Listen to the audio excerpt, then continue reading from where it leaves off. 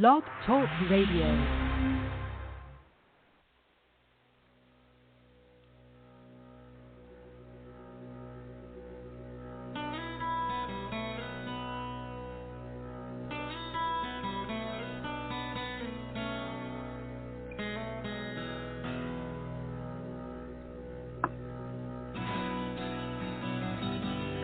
Welcome to Take Two Radio. We are pleased to bring you interviews with people in the entertainment and music industry, discussions and recaps of the 4 remaining daytime soaps. That's The Bold and the Beautiful, The Young and the Restless, General Hospital, and Days of Our Lives, as well as various other shows. For upcoming and previous shows, check take2radio.com. That's with the number 2. And you can find us on Blog Talk Radio, iHeartRadio, iTunes, and other streaming apps. Follow us on social media at Take2 Radio, and thanks for listening.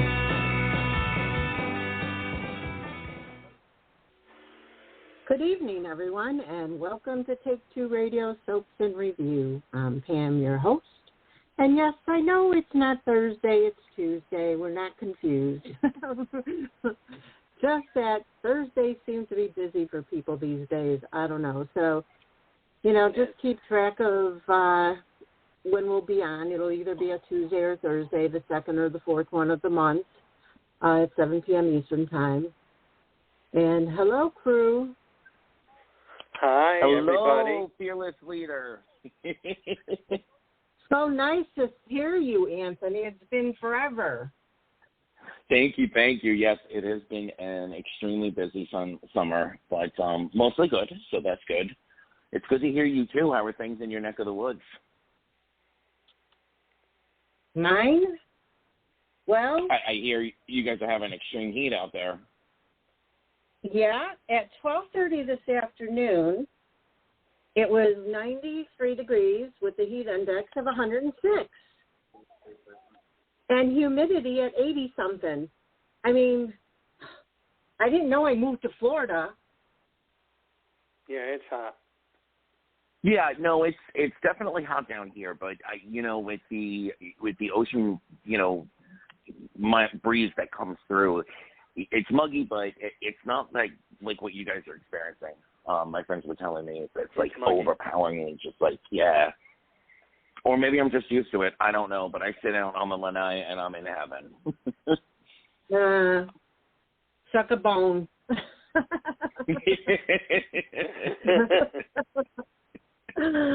Well, while we're waiting for Will and Candice to call in, I just want to give a couple shout-outs. Happy birthday to Sean Blakemore of General Hospital. Mm-hmm. And then also to James Reynolds from Days of Our Lives. And also, now he's not a soap guy, but I enjoy watching him very much on Hallmark and Lifetime movies. Is Marcus Brosnan's birthday as well. Plus, he's not hard on the eyes.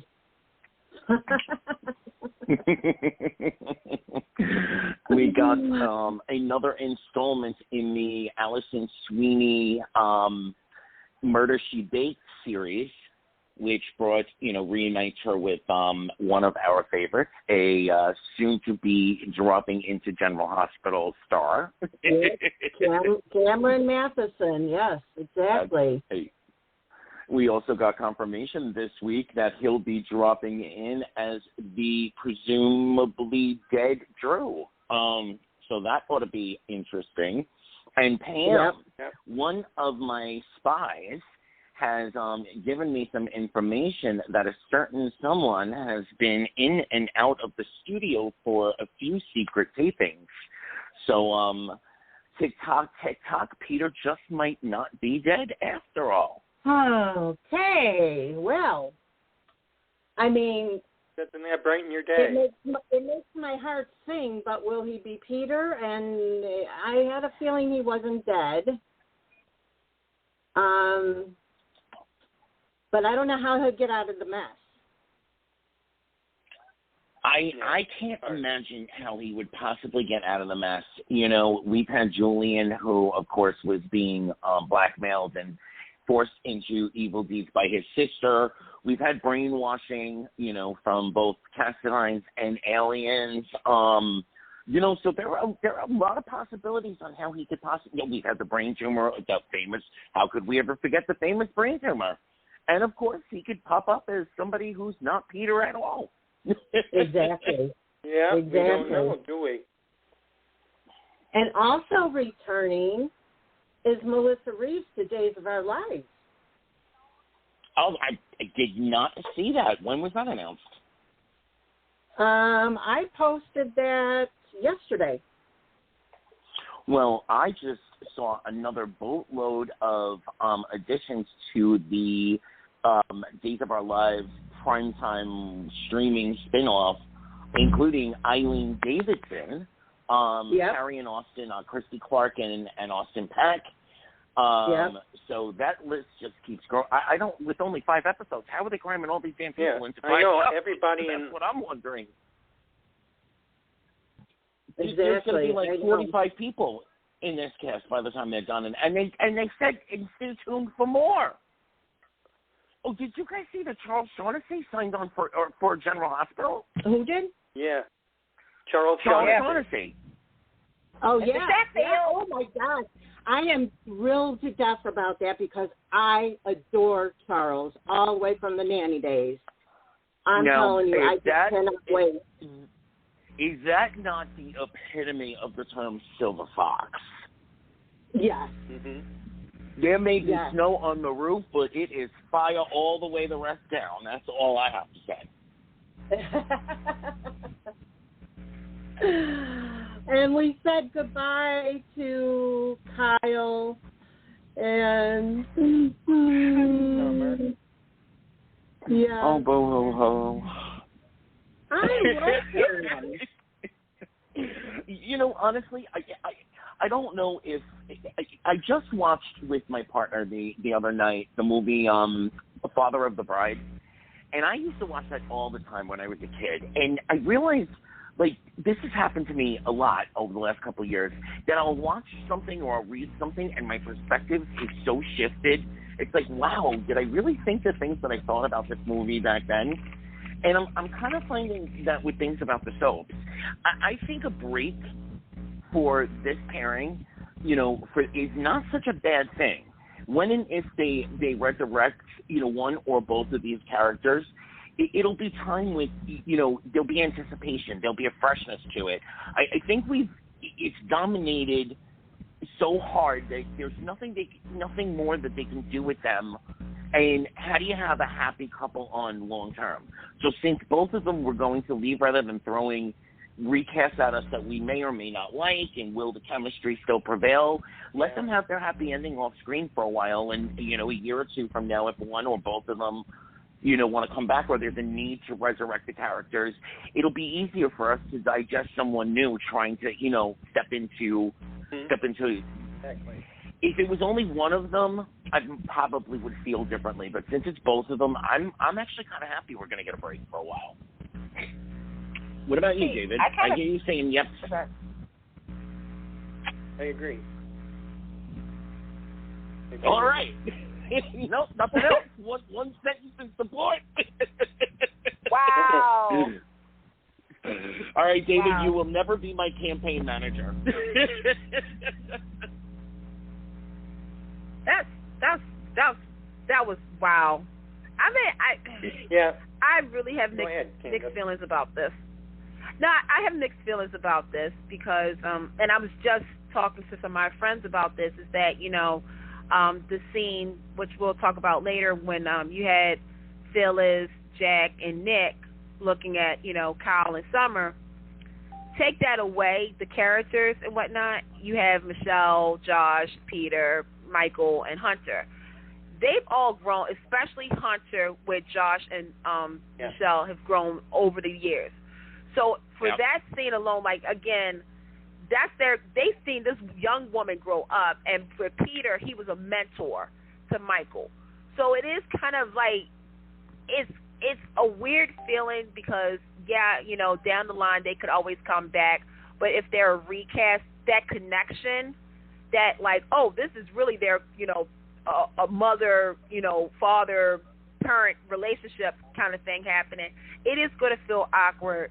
And somebody posted on social media a picture of, when the Kyle Summer Lola thing was going on with Mike, and had a picture of Michael, Hunter, and Sasha, and the fact that they're all gone and they're up to bigger and better things. That was another thing that was like, wow, like, whoo, okay. Yeah, I was like, it's like the Young is missing from the Young and the Restless. Young and the Restless. I definitely feel that, but you know what? It would be almost as bad as, one day Nikki and Victor are suddenly off our screen and we're looking, even if it was, even if it was actors and actresses like who played Clint, Jerry Van Dorn, or, somebody who could almost, powerhouse. It would be a different style, but still as the acting job, we'd still be shell-shocked, and the Nikki-Victor connection would probably be destroyed. So to send them, to send them off this way, I just think it kind of fulfills a whole lot of stuff, and we can come back and play with it later on if need be. Mm-hmm. But they do need to reinvest in the Young and the Restless. Yes, they do. But it is a good idea what you said, Anthony. Yeah, whether we might get two new people to come in as Kyle and Summer before they went off wouldn't be such a bad idea. Let them go off together, like you said, have their happy ending, and return, recast it if need be. Okay, so listen, I don't know if Willie is going to have weather-related emergency or he's not going to make it, but I'm, like, dying to jump into the show tonight. And I know where I want to start because I want to do my I Told You So booty-shaking dance. I think David knows where I want to start, but it's not my show. I so know where do you guys want to start tonight?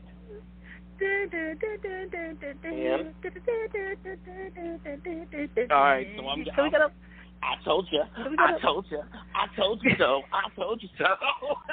Let's start with the bold and the beautiful. Yo, this show. Okay, Anthony. Okay, wait. Yes, we got to do this. We got to do this professionally. We have to do this professionally. But I'm just gonna say it clearly. This is probably the best show right now. Mhm. It's very strongly tied with General Hospital, but yes, I think it just took the lead. Absolutely. Yeah. After the last couple of episodes, hello? Can you guys hear me? Hello. Yeah, I can hear you now.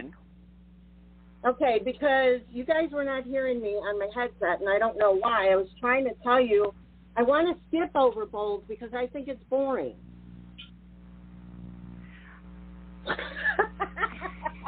Are you pulling our legs? And you notice the silence where we're just kind of looking at, like, if we was in a room, we'd be looking at Pam. Like, Pam would be like, okay, I tried to make a funny. Like, I'm trying to make a funny joke, and me and Anthony, we're just, like, looking like, yeah, okay, whatever, girl. We're still going to talk about it.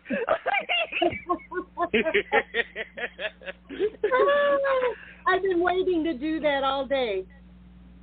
Really? Oh sure. You gave me a little bit of a pitter-patter because I'm saying to myself, boring. I did. I was just looking like crazy. Yeah, I do not want to have to tell off the creator of Take Two Soaps. At some points, I'm joking, but no, well, let's just call it out what it is. The reason that we're saying this is because of a few things. One, there was a fabulous wedding, beautiful wedding. Mm-hmm. It was good. Yeah. It was a beautiful wedding. Love the fashion, minus somebody's earrings. Wait, what about the fireworks? Wait a minute. I'm going to build this up. We didn't have the normal rotation of Liam Hope Seffi. I mean, we had some good mature moments. I did say that last week. I said it was very civil episodes. which I don't think a lot of people are used to with Bold. And, of course, there was this character named Sheila Carter who came up and started everything popping.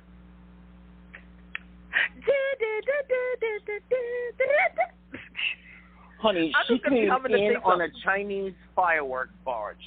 Yo, she didn't even look, they played every music score, the creepy music, and the way she entered. Yeah.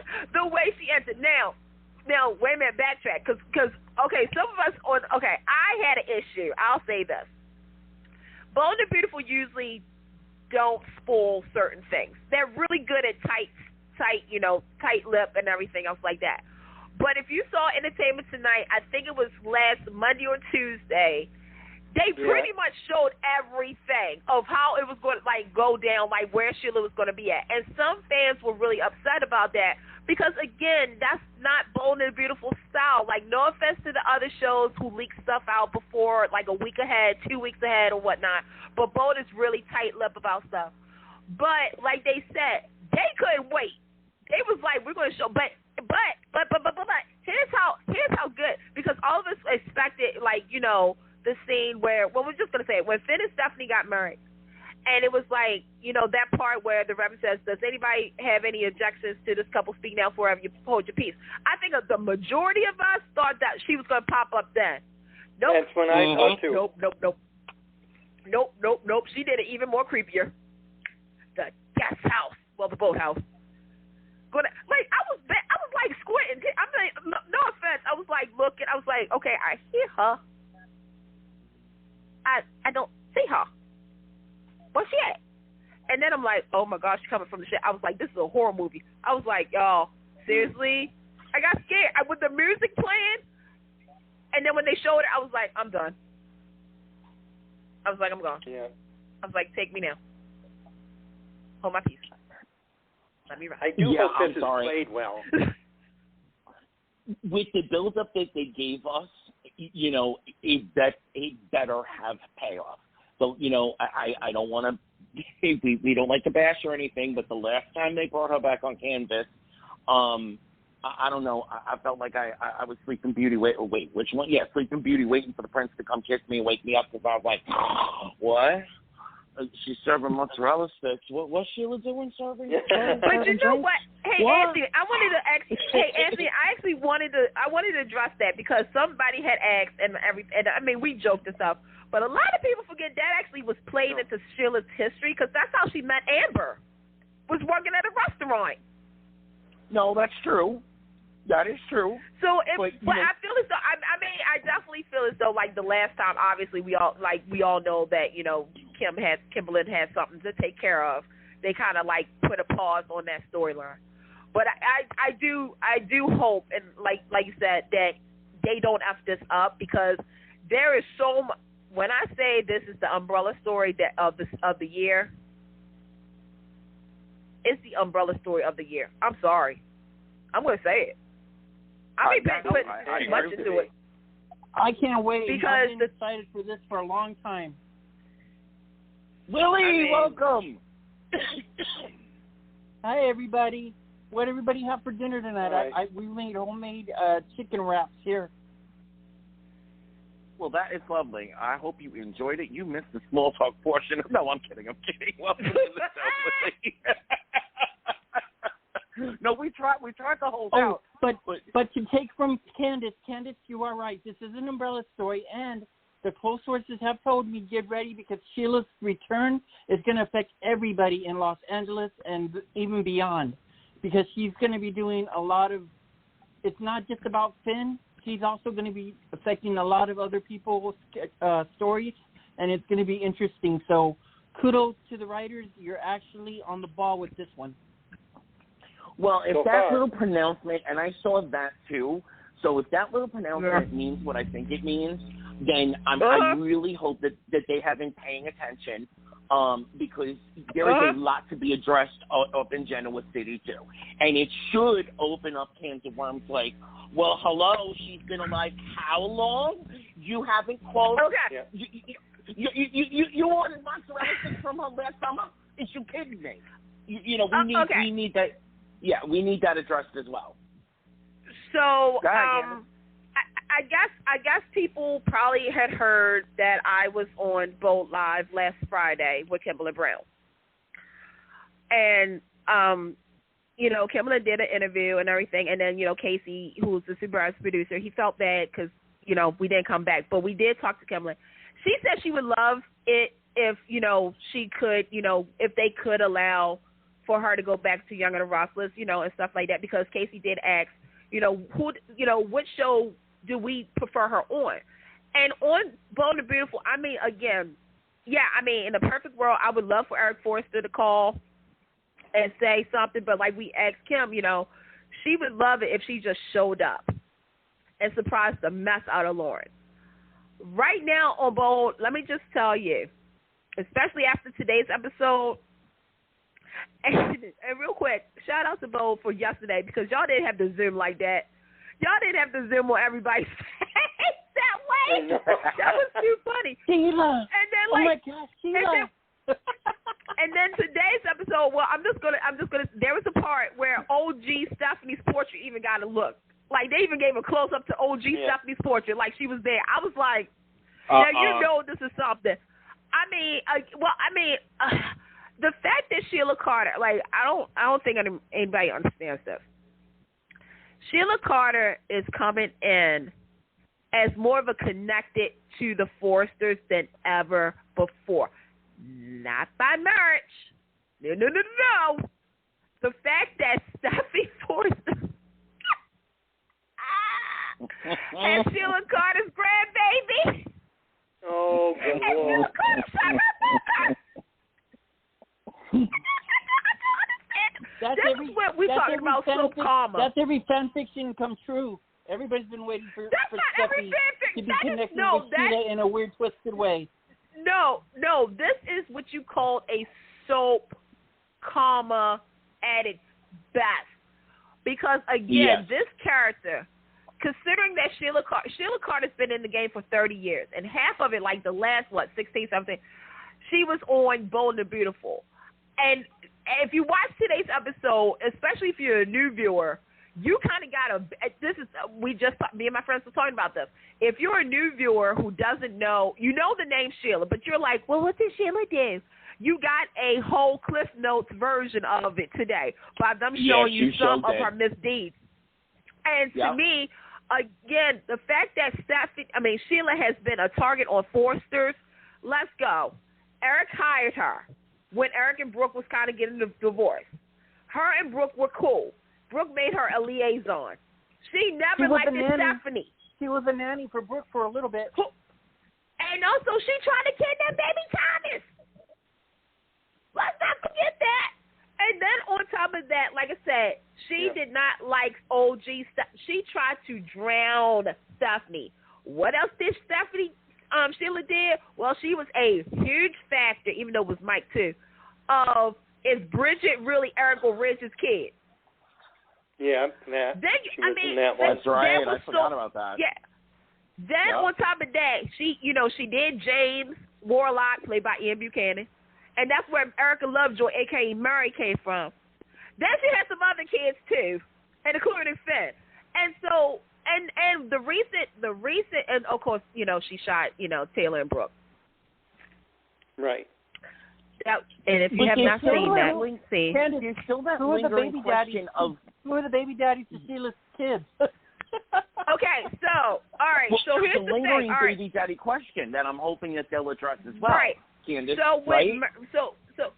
So everybody's trying to figure out where does Finn come into play, because the last kid that she had was by Massimo. That was Diana. Yeah, I think it was Diana. So yes. Sheila also has Ridge's half-sister. Correct me if I'm wrong, but so are we saying that Sheila is not the mom to Ryder and Daisy? Because I get confused on that. No. She is. Okay, so here's the downplay. All right, so if you're just joining us, Sheila has 3 girls, okay, and 2 boys. That includes Finn. She has Ryder and Daisy, even though people want to forget about certain people, with Terrible Tom. that's how they're related to Kevin on Young and the Restless. So Sheila has Kevin's sister. I'm sorry, I'm laughing. This is too much. I know you're having a good time here. This is like a soap opera. This is a soap opera. No, you guys have no idea how messy this is, and this is why I kind of miss like about some of the soaps is that we don't have messy characters like this, because it's like one of those things where you kind of got to remember, like, okay, wait a minute, she has how many kids? Like, wait, I'm confused. Like, I don't know what is happening here. I know. But you see here. Okay, so I mean, so many freaking kids. I'm glad she mentioned to Finn. I'm glad she reached out to Finn, but what caught my attention, and I don't know if the viewers did, but I'm very intrigued because the way she's talking to Finn, you think she never knew Ryder. Is that the case? Did Sheila not know about Ryder? She knew about Ryder. We just tried to forget about. No, let me stop. No, yeah, that's a miss, Claire. Different regimes. Yeah, but you know what I'm saying. The way things were today were rich, but I like how it's like they're sugarcoating it and saying, "Oh, Finn, I was thinking about you all this time since I gave you up," and everybody's like, "Hello, what about Ryder?" And it's like maybe they're forgetting. Maybe they want us to forget that Ryder ever existed. No, here's the so. They don't. This is a very popular soap thing across all four soaps across soap opera history. They don't want us to remember that because they have no plans to spend any money to bring in supporting characters for all of that kind of conversation. So they just gloss over. Perfect example would be Liz's kids were in Grandma Audrey's attic for about 7 years and nobody called the damn cops. When they just don't want to mention stuff, they want us to gloss over it and forget about it. Then they'll tout something out, like perfect example, when we found out paternity last year, and all of a sudden a character we hadn't talked about in 20 years was being discussed all up and down, and we're like, oh, so that's what they're doing with this. It's a classic soap opera. Yeah. Oh, that makes sense. Milieu. While we're on the note of Finn, I just wanted to add an extra sideline. Don't forget to watch Tanner Novlin, which we all know is Dr. Finn Finnegan. He is also doing double duty over at the CW on Roswell, New Mexico, and he's playing a recurring character. So watch it. He's awesome. Okay, awesome. Cool. Make those coins, buddy. Well, but the one thing that drove me crazy today when on Bold is that they took forever to spit it out that Sheila was his mother. I kept saying, spit it out, and then commercials, spit it out, spit it out. Well, that's what I love today.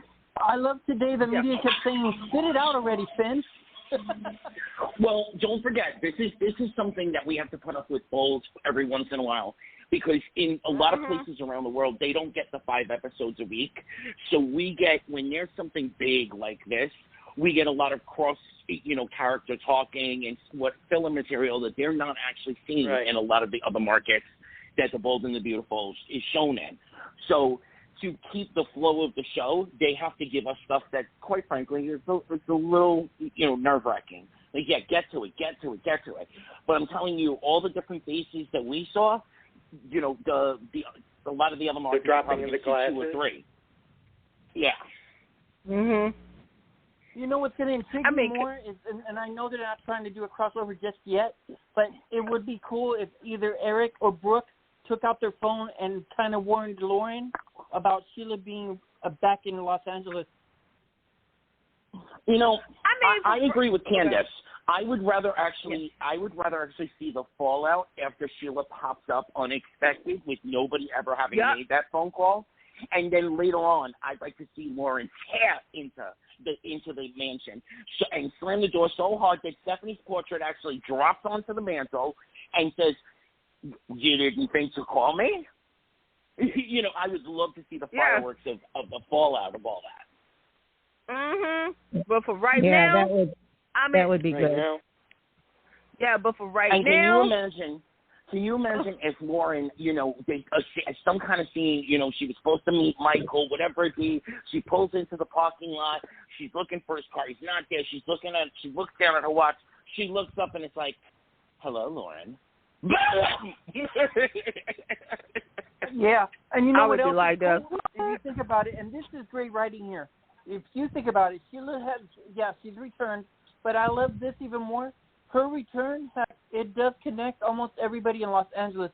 I think the only ones that doesn't really affect too much is Zende and Paris.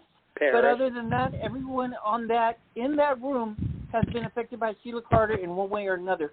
So kudos, writers, you're doing awesome. Or they about to be Quinn. Or they about to be Quinn. Yeah, Quinn. Yeah, and I was just talking to people's saying like Quinn is kind of like not relevant.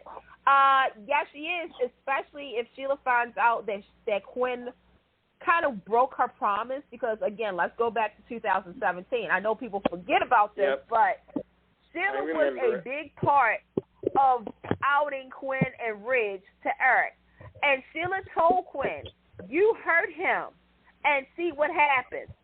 Okay, fast forward. Yeah, Quinn and Eric are getting divorced because of Quinn's infidelities and stuff like that. But Sheila doesn't care. You hurt Eric. You don't do that, Quinn. Girl, you on her hit list. Watch out. What? Run. Candice, I love when Sheila gets so mad at everybody, especially Quinn. And you know how she gets mad with, like, she grits her teeth, and she goes, "What you going to do about it?" Not even that. All you got to do is, I can see the scene where Quinn is walking out somewhere. She opens the door, sees Sheila. Cue the music, and that's it. Shade to black. Tune in next week. I wonder if that's coming up. I played a few little extra clips on my media for you guys. Do you remember during the classic moments of Sheila versus Quinn? I think there's moments where Sheila has won, where she's always trying to kill Quinn. There's the time she tried to choke her in a room behind closed doors. There's the time she tried to hit her with a poker stick. And the vase. Yeah. And the vase. Yep. And a vase. Yep. Good time. I missed a moment. Bring it back. Give it to me. I do Thomas know one Forrester thing. looks good in that man bun in the wedding. I got to say, I love that. That was cute. Okay. Let me just address this wedding real quick. Well, we got so hyped about Sheila Carter, we forgot to talk about the wedding of the event of the year. So, I guess I'll lead it up. Anthony, I'm sorry, I'm taking I know you wanted to talk about this, but I wanted to talk about this too. Okay. So, my question is, what did everybody think about Steffi asking Hope to be her maid of honor? Considering the history. And, yeah. David? A step in the right direction, maybe?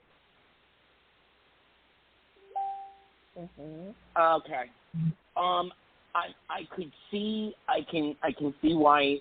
David. I love your optimism. I love your view of the world. But no. Not only has there been water. Wait a minute. And let me, Anthony. Let me come in real quick. The reason that she asked was because Taylor, we found out, is being a saint overseas. Continue.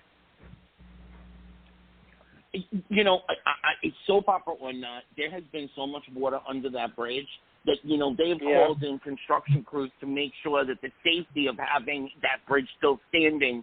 There's been so much water under that. You got the woman who had your kid, who had to get the kid. You have the woman who had broke up 2 of your previous weddings. No. There's not an olive branch strong enough to hold that up. No. I thought she wasn't needed. She wasn't really needed in that situation. We've just dealt enough with her and Liam during this whole Vinny mess. We didn't need to be forced with another cool down of Hope. But that's just my thought. What do you think, Pam?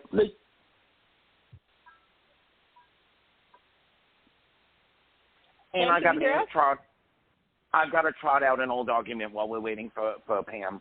I hate that Phoebe is never at least even one moment mentioned.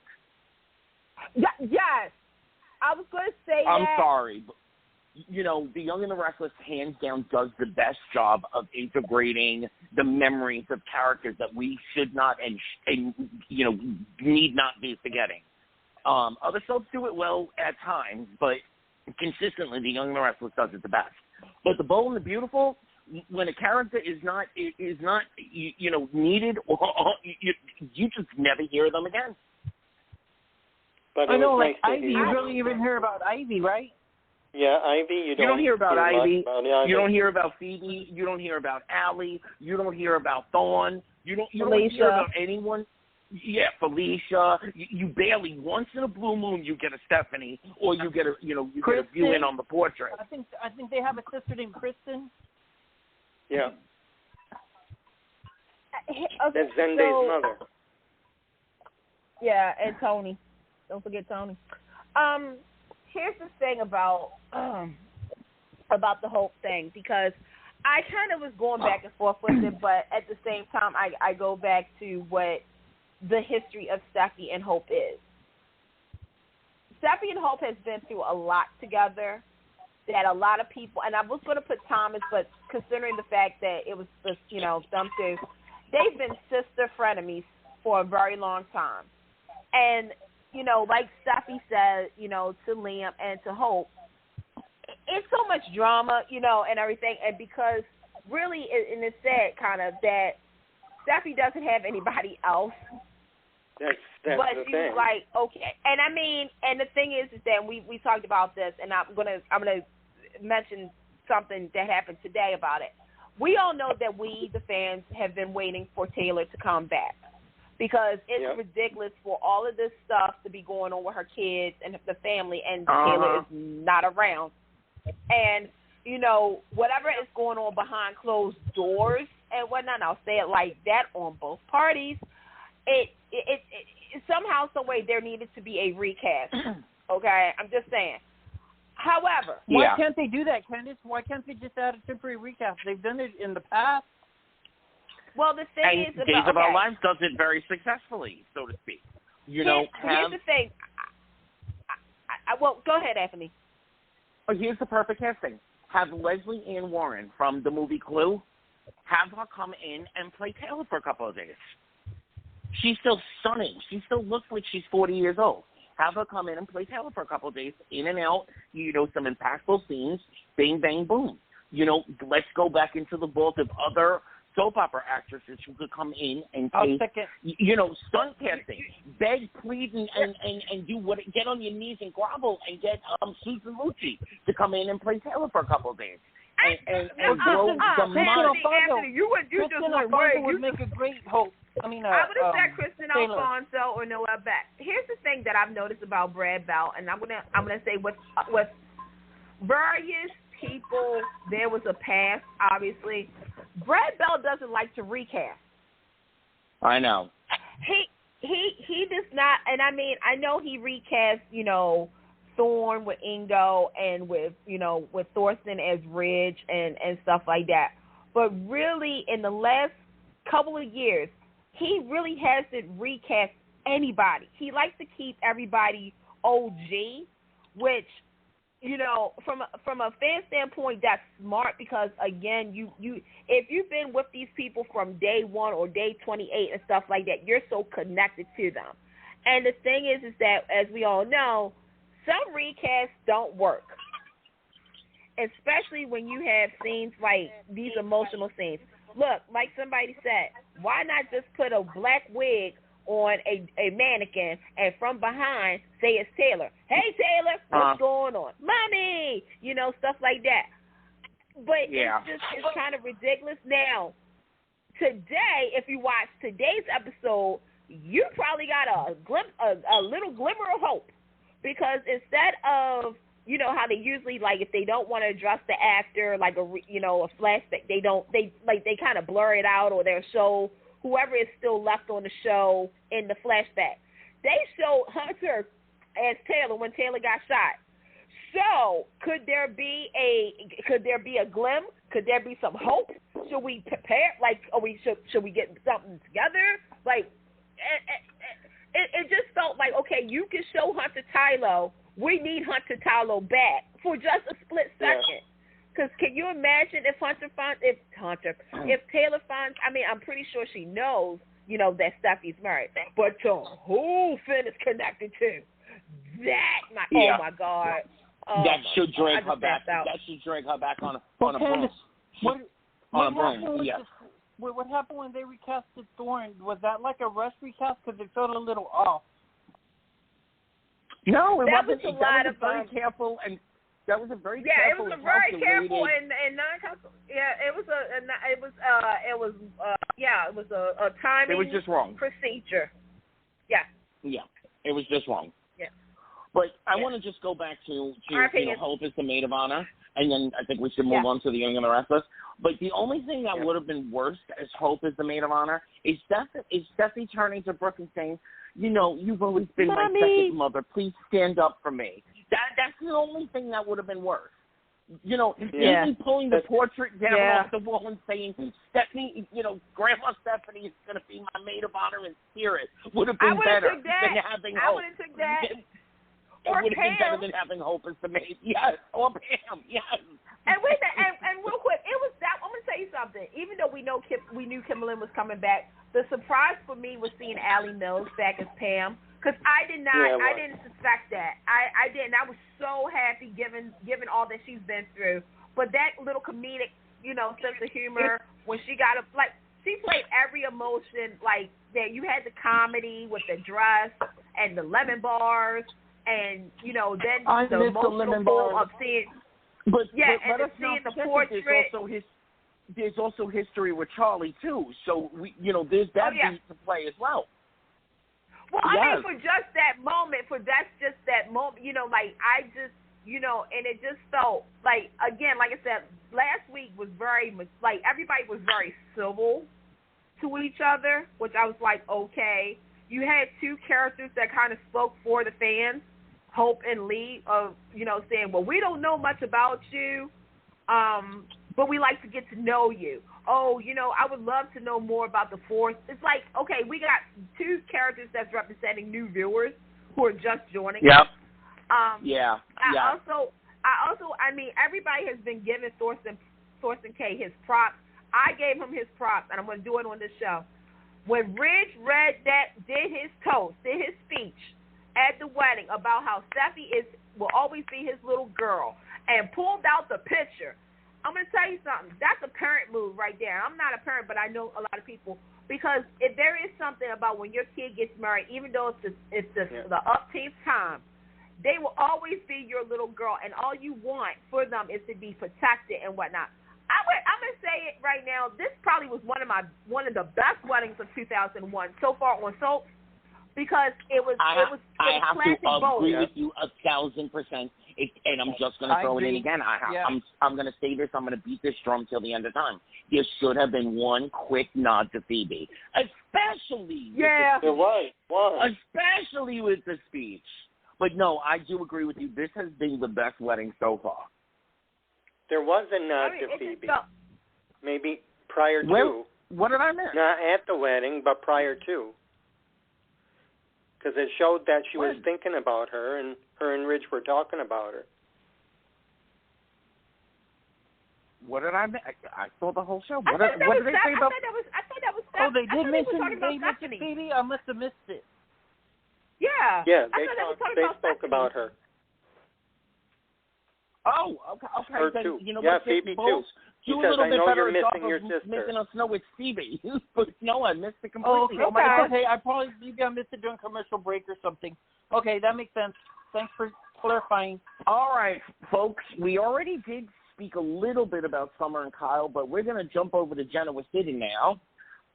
David, why don't you fill the folks in on what's happened in the last 2 weeks or so up in the Genoa City? Well, we got Miss Phyllis trying to get the goods on Sally and Tara to prove that they're behind Summer's attempt to run away and not come back, and she has succeeded. She has found out that Tara has been stealing from her own company and told Lauren, and Tara was taken away, and Sally was fired by Lauren with all that, and with all that happening,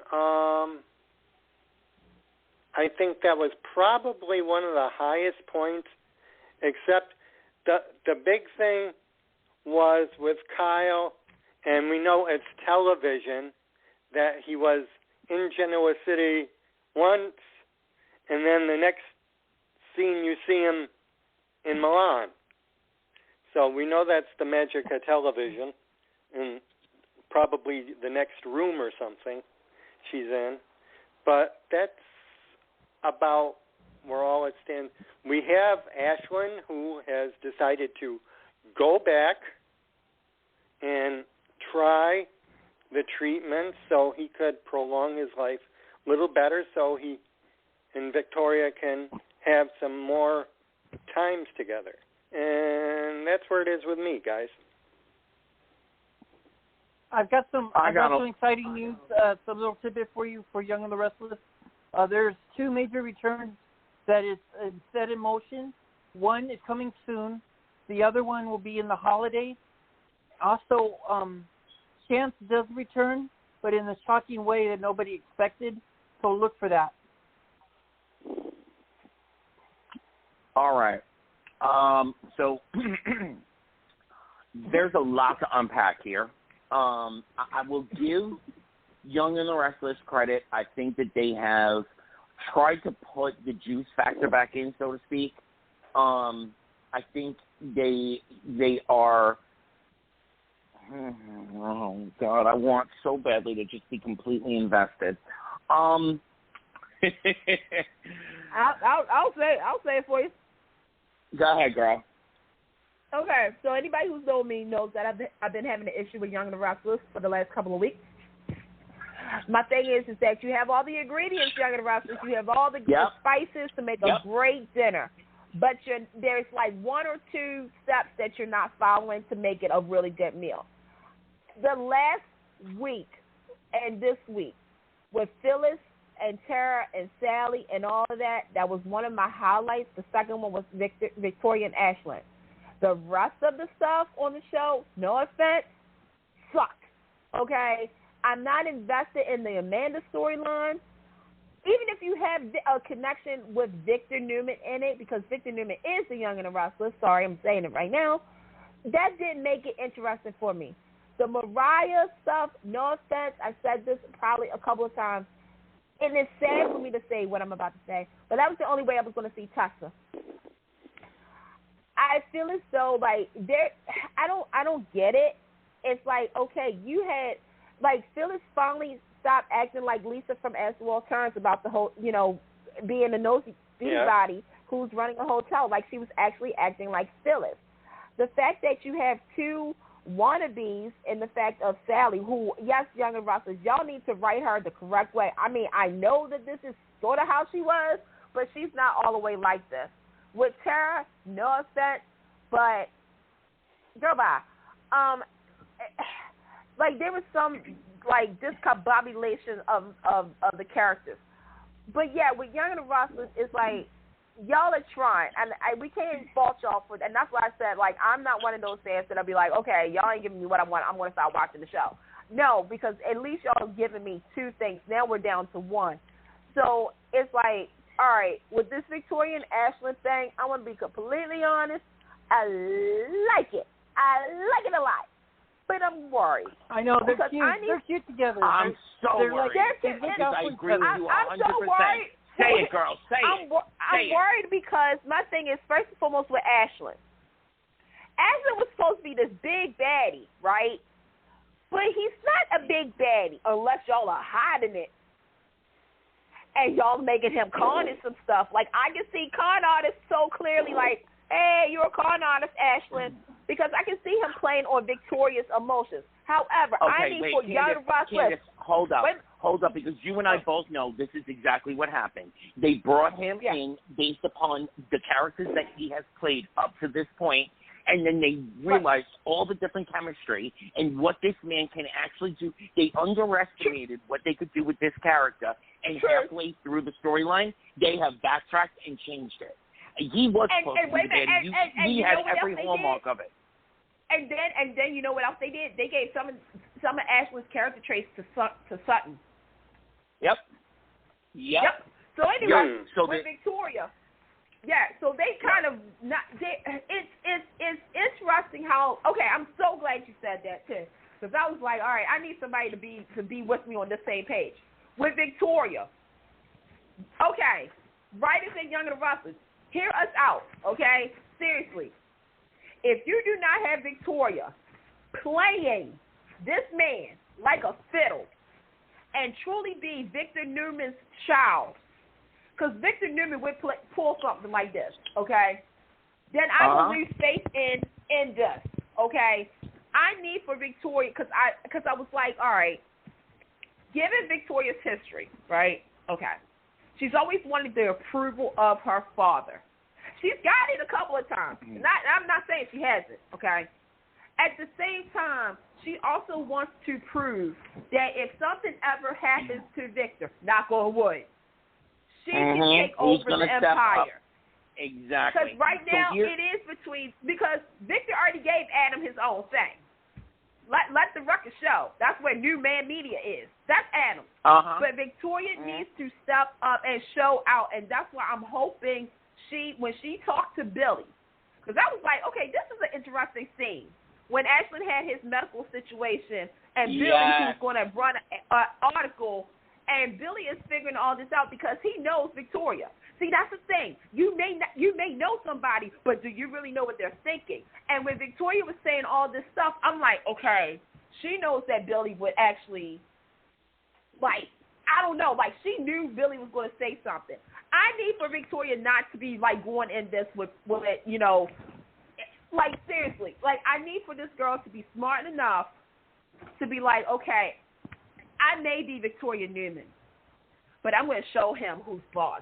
I need Ashlyn to be like, oh, she thinks I'm just a stupid fool. I need for them to be really playing each other.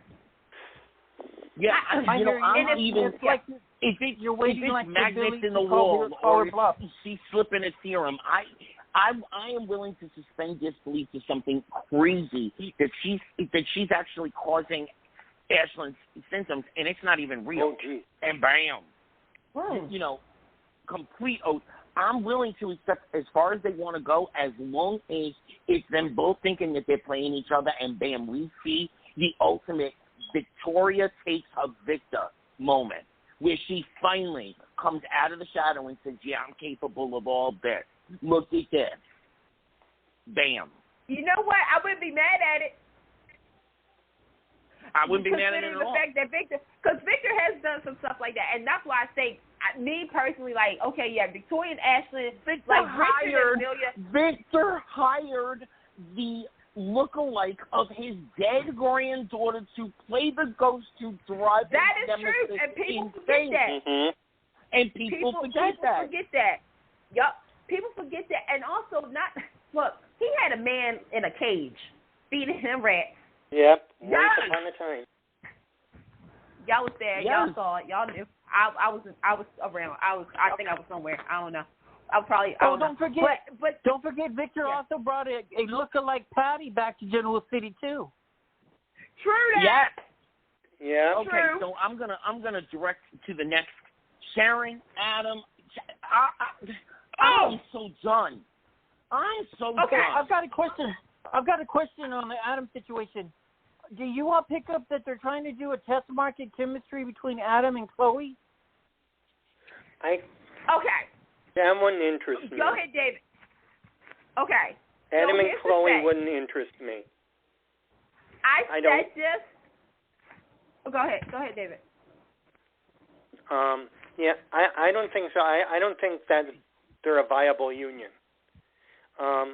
Just my opinion. But You guys might feel differently. I'm gonna jump here and say that if there's a behind-the-scenes scheme that's going to be revealed to us a little bit down the road, then yeah, I could go with that. The way it's being played right now, no, absolutely not. For them as a long-term, the next power couple, absolutely not. Only if there's something behind it that drives them together for a common goal, along the way. Go ahead, Candice, because I know you got lots to say. I noticed something when I saw Adam and Chloe, and I was like, I would have said something about them being together except for one little thing. Adam killed Delia. That wouldn't be right to have Chloe be lusting after, and that's the thing. I mean, there is something there, but I said this. It's like it would obviously have soap viewers talking about their controversial history, controversial, quote unquote, if they were to go there, okay? And no offense, but when I say controversial, like conversation amongst the fans, I want everybody to go back in time. Follow us on Take Two Time Machine. Let's go back in time. That was some music for y'all. When One Life to Live did Todd and Marty. Yeah. Okay? That never worked. It never worked. I'm sorry. They was like 10 minutes. There are people that say, after all that time, the chemistry worked it out, blah, blah. No, it never worked. Now, I know what somebody's going to say. Wait a minute. Let's go back to Chloe for a second. This woman literally went insane. She literally went mentally insane. Broke. No. I don't care how hot Adam is. I don't care if he appears in her bedroom in shiny silk lame panties, little, men's stripper things. Boom, boom, boom. He's hot, but he ain't hot enough. She went insane, literally, in the crazy house. No, there is no viable way to make this pairing work unless there's a manipulation that we get. Like, they're doing this for this. There's no other way to make that work. I agree with you, David. I agree. The only way I don't see them as a super couple. I just see the little chemistry of where they're going with, like, they could possibly go with it. But the way that Kevin is pushing Adam, I wouldn't be surprised if Adam tried to seduce Chloe just to shut Kevin up. But you know what? I'm going to be honest. In all honesty, if there was not that factor of the fact because of what Adam did drove Chloe to insanity, the fact that Adam is responsible for the death of Delia, okay? If that was removed, if that was taken away, if we can go all back in time. Even if it was her niece or nephew, you killed my sister's kid. All right, maybe. She went there would have been a possibility. There was a possibility for that. But right now, me personally, even though I saw it, I would be a little worried that Young and the Russells would go there because here's the truth. Kevin and Chloe, to me, never should have been together this long. I'm sorry. And I like them. Don't get it twisted. But to me, it's like, okay, as much as they've gone through that Chloe's put through to Kevin, and Kevin's lost some of his mojo. I'm just like, okay, are they trying to bust them up? And if they do put Adam in this orbit, I'm, for one, going to be a little upset because even though what I just now said, like, okay, Kevin and Chloe should be I would not choose Adam for this. What Kevin and Chloe should have turned into is the Jackal and Fashionista, Maxinista. Yeah. That's what Kevin and Chloe should have been turned into at this point. And they love each other. That was, love each other in that way that they're not in love. They were never meant to be the super couple. That's what they should have turned this into. And there is no way to justify, no matter what's going on, there's no way to justify Chloe suddenly forgetting the child that she lost and the fact that she went insane and think about it for a second. The trajectory of her entire life changed because of that moment. There's no way you can make viewers forget that. You can't. Mm-hmm. The trajectory of the whole show changed. The ripple effect of Delia touched every single thing, every single piece on that set. Yeah.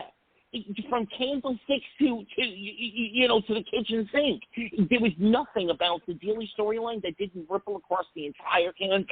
There is no way a woman who loses her child in that way could ever look at them. There's nothing that man could do. Now, unless you're in General Hospital. Unless you get some Bill Gates, $75 million engagement ring. Then maybe like, oh, I miss my baby, but oh, look at my shiny rock.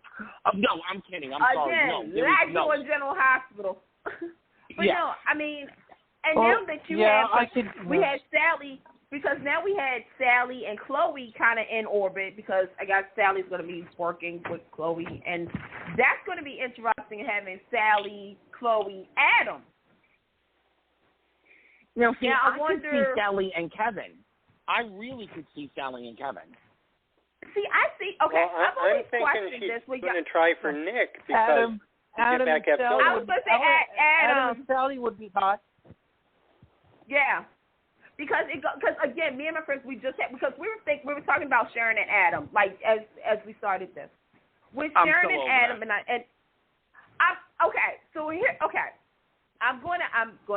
I'm gonna stand up and I'm gonna take one.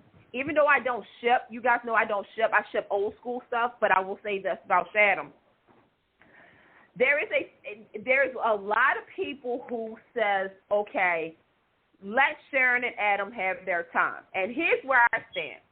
Given the history of Sharon and Adam, okay, we've been through a lot of history, right? I would actually want to see how they would be as we're in public, we're here, we're not taking no names couple. Adam was willing, but Sharon, everything kept getting her way. And I know people says, oh, she's settling for a good guy. And, I like Ray, okay, and whatnot. To me, I always said, Ray was Dylan 2.0, okay? Yeah.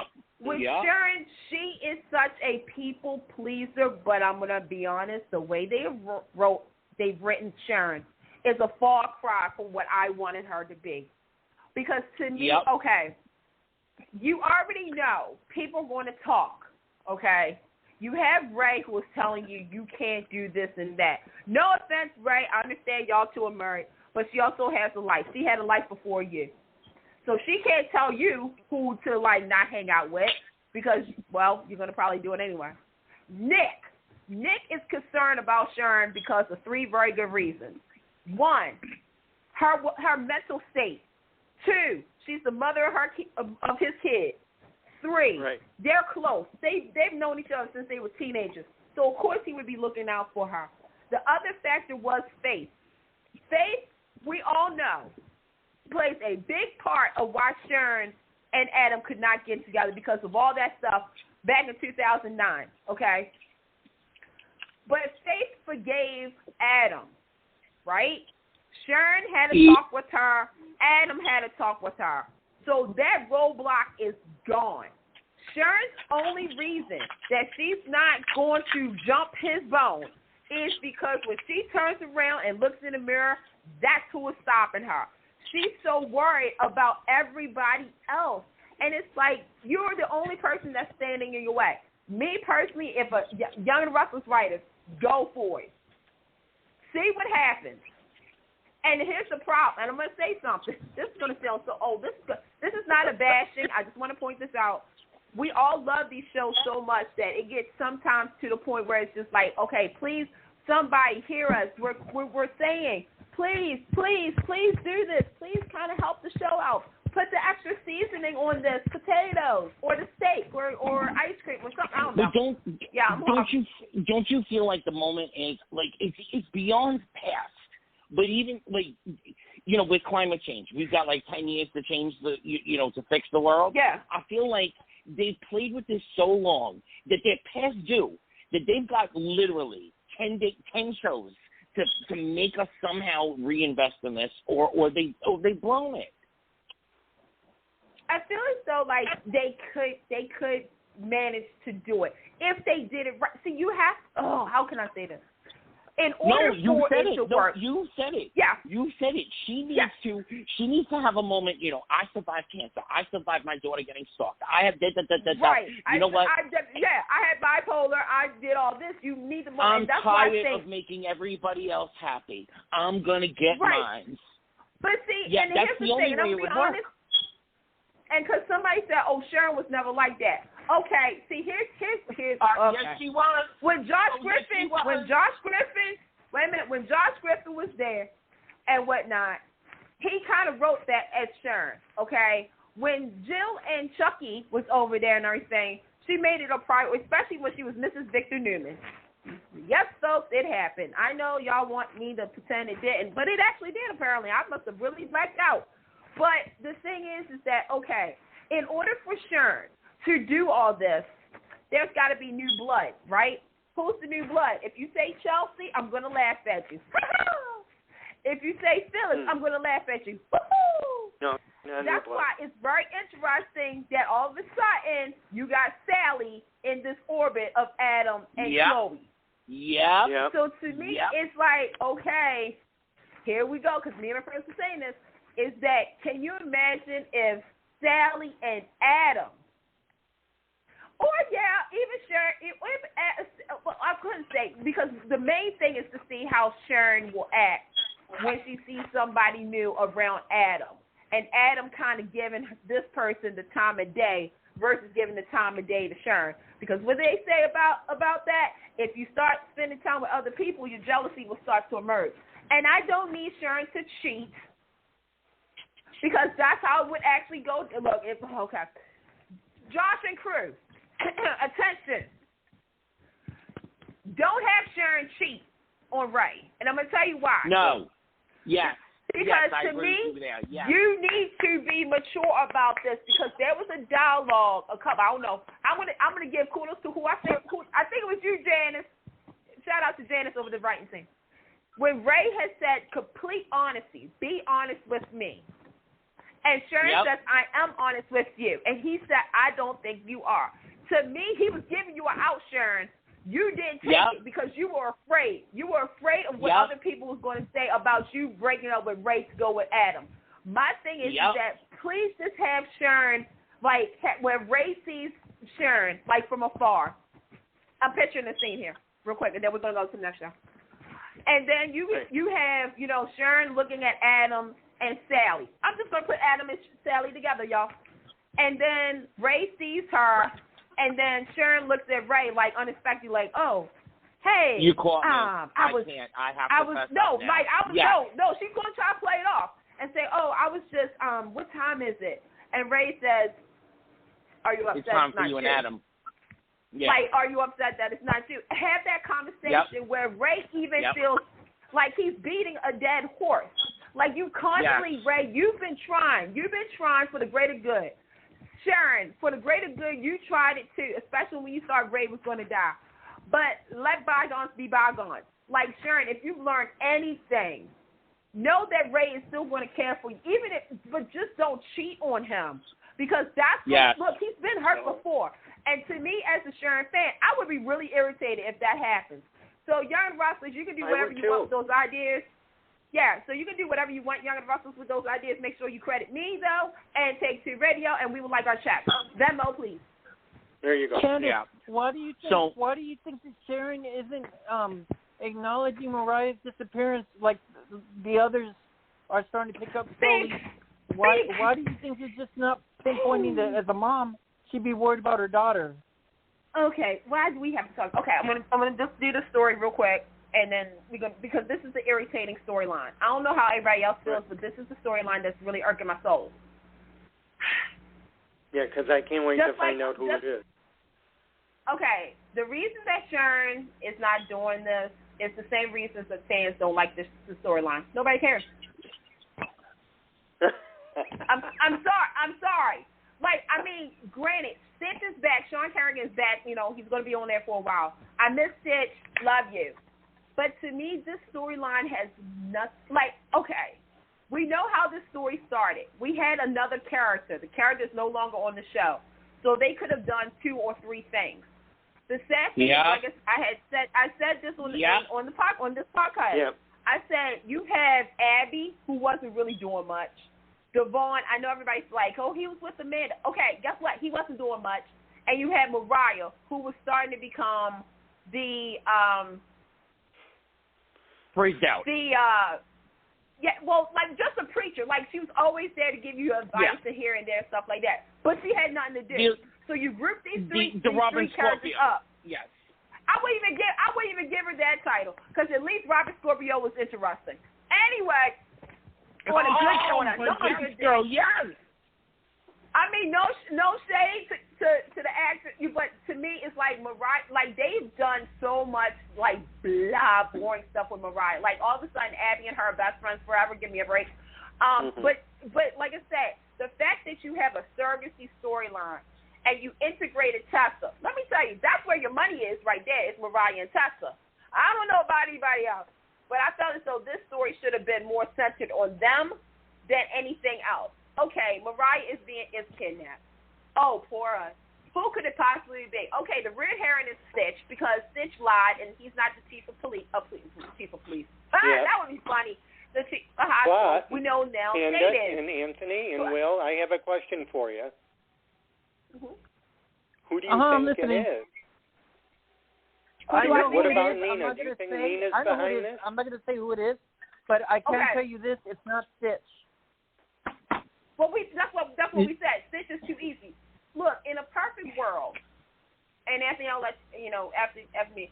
In a perfect world, if I was writing the story, I would go back to a person that kind of had a obsession and kind of was married to this person. Mariah was married to, and that would be Ian Ward. Oh, that would be it. It would. Yes. It would be Ian. That's her adopted father. That's her adopted father, and he stole Sharon's baby when she was born. Yes. Right. Well, not only that, but he was also married to Mariah and Colt. Like that's the thing. Like again, some people see. Okay, Young and the Restless, Josh, I need y'all to do this because I think you were there for the start. And Nikki and Paul are connected because they share a son with. They created Dylan.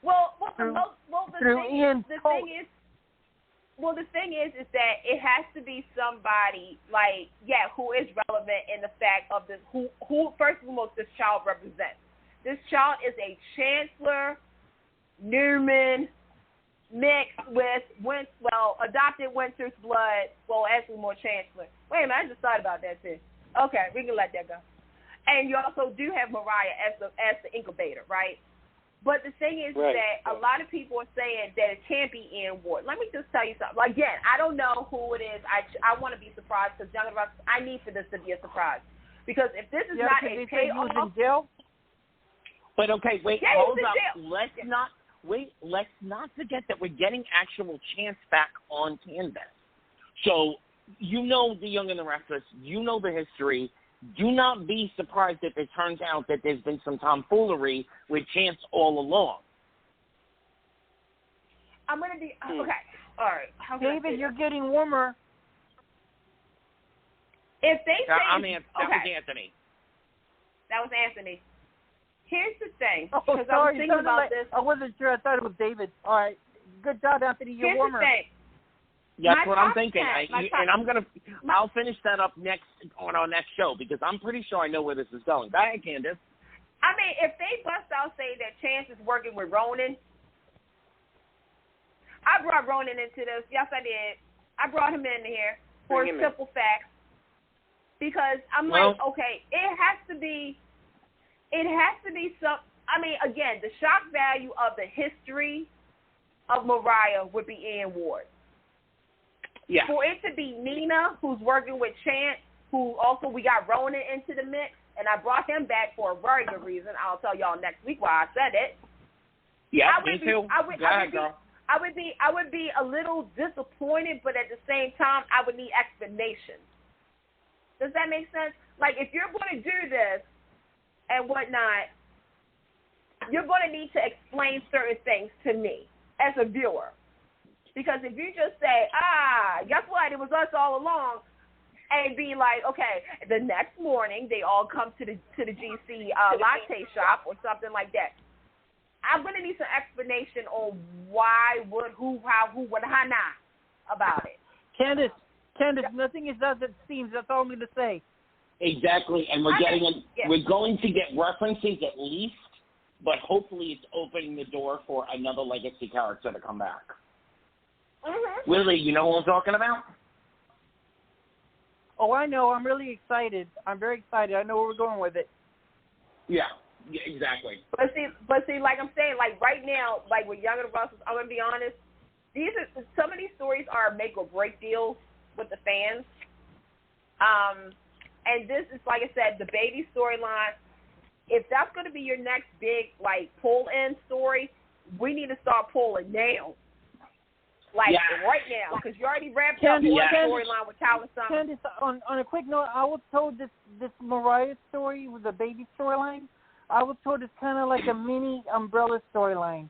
So that's why it's kind of like everybody's getting pulled in one way or another. So, I mean, because like I said, whether we like it or not, get ready because it's going to get crazier. What I was told was it's going to put an explanation on an exit that we haven't, that we don't really have a good explanation on, and it's going to open up the door to cross canvas.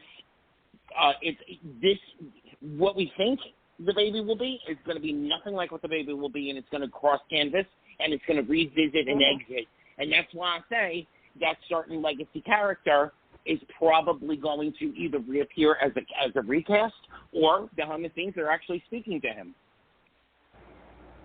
Mm-hmm.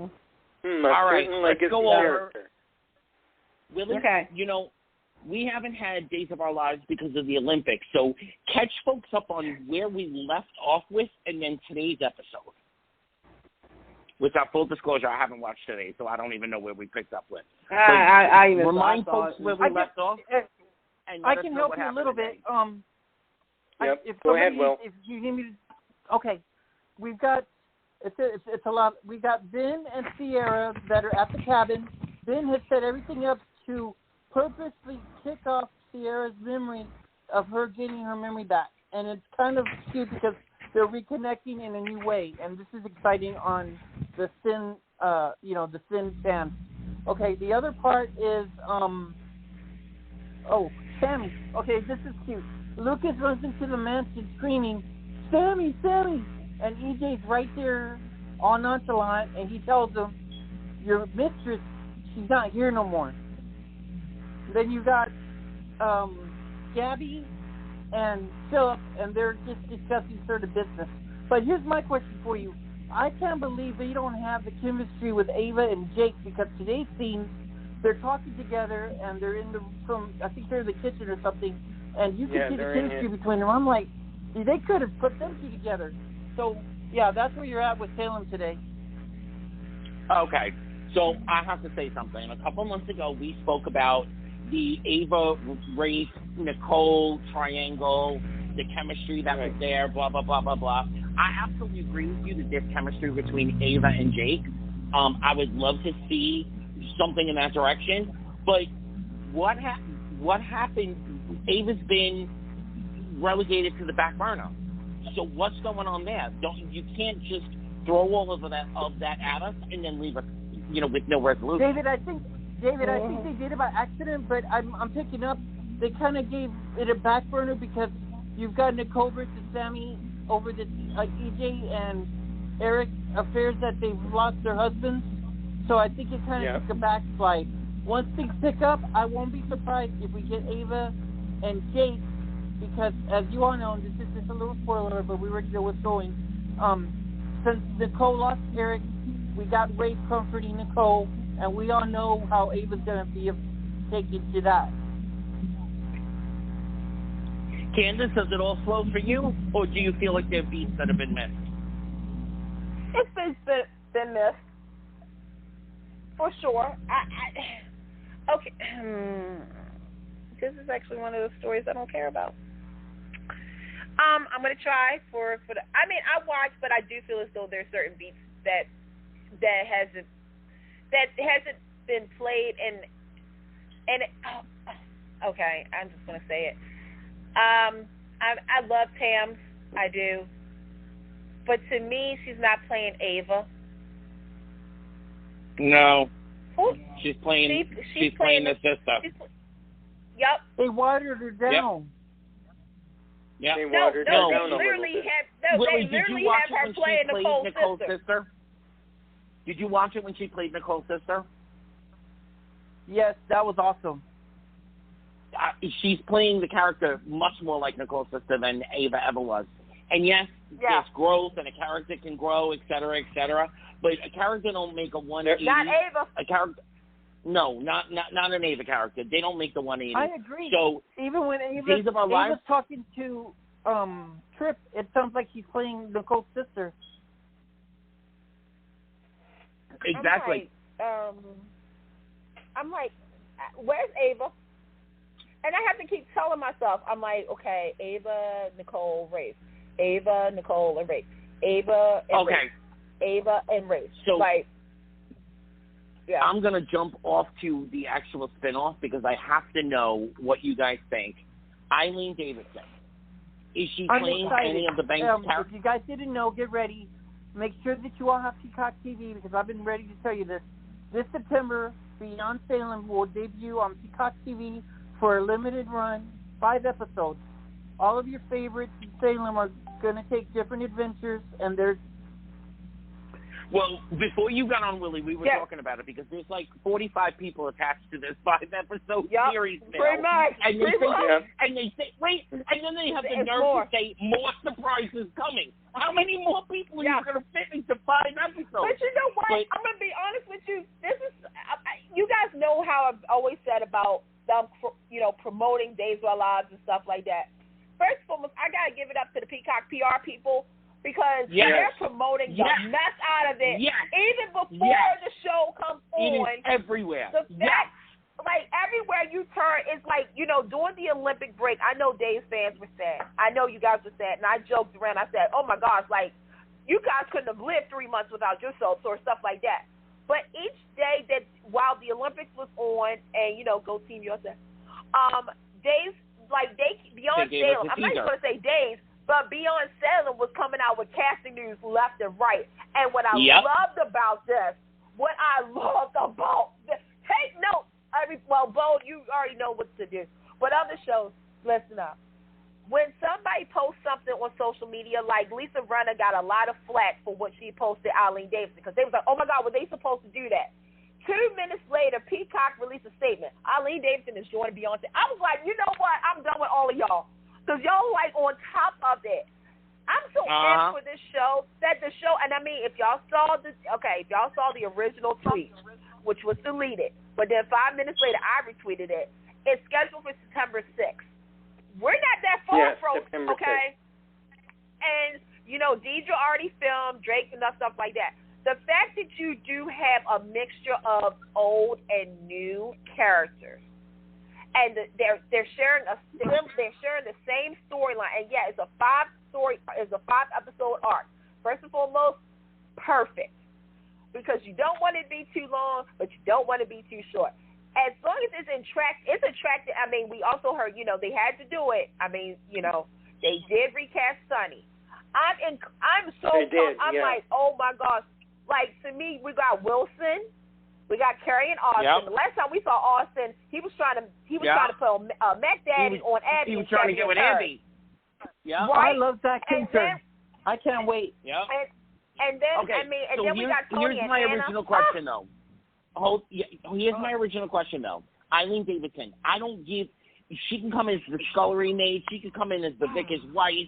She can come in as the power broker. Do we want to see her as a Banks character opposite Stacey Hydock? I want to see one of them as Susan and one of them as Kristen. I'm okay with her as Kristen, but I kind of want to get away from Kristen's character for just a little while. Either she comes in as a completely new character, or she comes I would love in her as a new against character. Stacey Have Haddock. you I don't want her to wait, hold up. I don't want her to reprise the role, edging Stacey Haddock completely out. Either she comes in and they play against each other, or she comes in as a completely new character. I do not want her to edge Stacey Haddock out just for this limited run series. That's where I'm at. I'm curious what you guys feel. I would love her to play a new character because it would show the range of Eileen Davidson, which I adore. I would love her to take on the challenge of playing a new character. That would be awesome. Candice? I would want her to do a tongue-in-cheek. I want her to be Susan and Stacey Haddock to be that's what I would say, Kristen. Like, I want them to say that or Mary Mara is actually or Mary. Well, no, because they really don't play the other. They don't play the other kids, the other twins, triplets, as much as they do Susan and Kristen. So I can see them because we know that the plot, one of the plots is surrounding a Demure mystery. If something with the Demures is a mystery. Oh my God, Candice, what if they played each other? What if in one scene, one was Kristen and one was Susan, and in the next scene, they flipped it, and the other one was Susan and the other one was Kristen? I'm going to say that. God. I'm going to say that. Oh, my God. I would love that. And you know what? God, the days of our lives. Please give us this. Please give us this, God, the days of our lives. Wait a minute. Hold up. I have two scenarios because that was one of them, but I also can see where, again, the tongue-in-cheek would be, here she is walking around and everything with a mask on. Like, Eileen is the mask and Stacey is the person underneath. Yes. Let us see Elvis, a little EJ, and rip the mask off. Oh, my Elvis. I love you, baby. Don't forget. Oh, my God. Don't forget. And like you said, like in the beginning, guys. Christy, what you call it? Carrie and, what's the other one? Austin. Carrie and Austin are coming into this adventure, too. Well, okay. I think this is going to be interesting because Deidre Hall dropped a little, like, foreshadowing of the storyline. Like, she was kind of saying that the next big storyline is going to be about family, and it's the importance of family. So it's like, okay, we know that John and Marlena are going off, and they're going to see Carrie and Austin. Okay, let me tell you something, Beyond Salem. I need some answers, too. Yes, girl, yes. Yeah. Wait, am I here? Yeah, you are. David, am I here? Hey, okay. You are. I'm here. Yeah, you're here. And the thing is that Austin was getting his Mac on with Abby. I mean, Abby was titillating the idea as well. So I need to know what's going on with Carrie and Austin. The second thing, I love the fact Chad is going to drop and visit, Sonny and Will, because that's what he said. He said he was going to go down it. So I want to know, we're going to see the new kid? Because remember, they were going to try to adopt.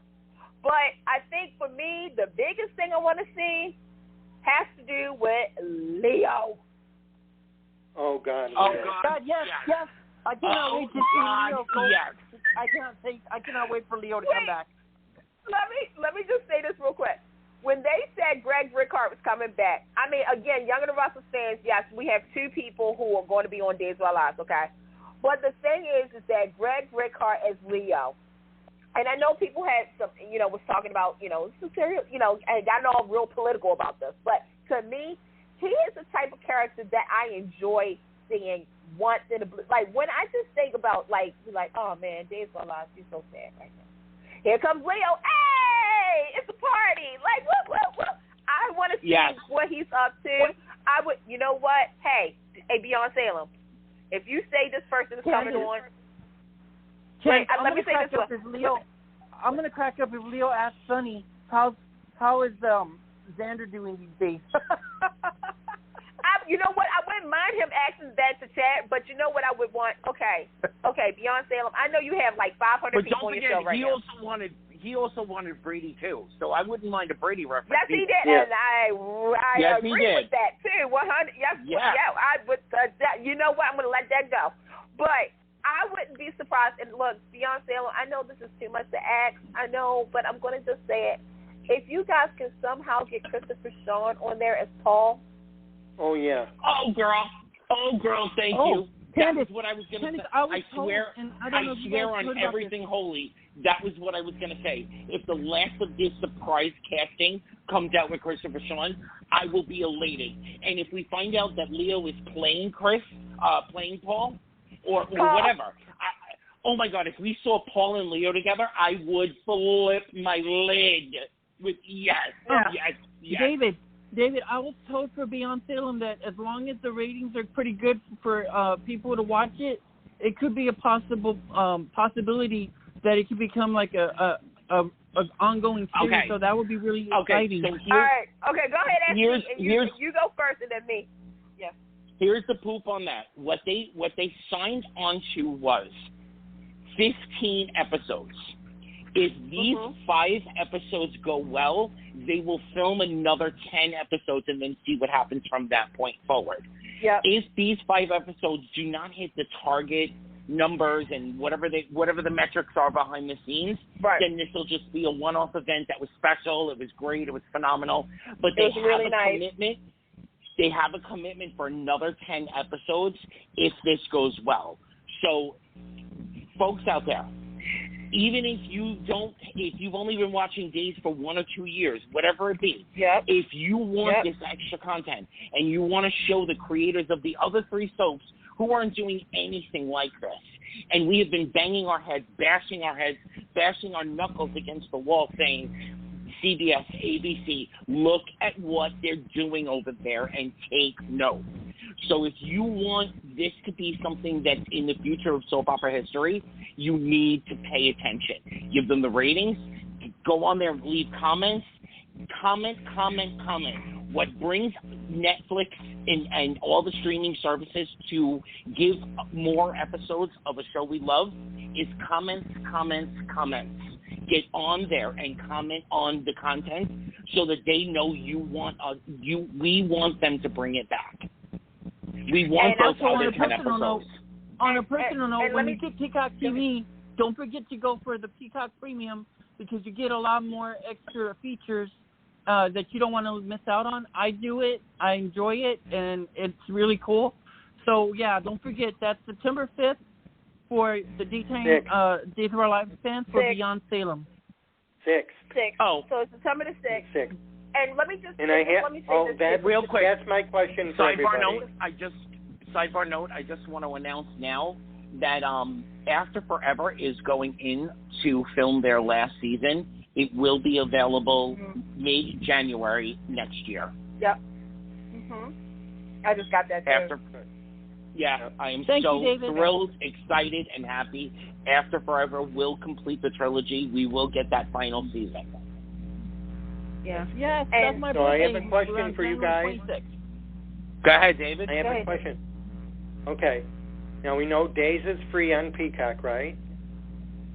It's free, yes. Is Beyond Salem going to be free, or do we have to? Yes, it's going to be free. No, so Beyond Salem is going to be free. I have a feeling that if this does well, the next set of episodes will end up being premium. You're going to have to buy it.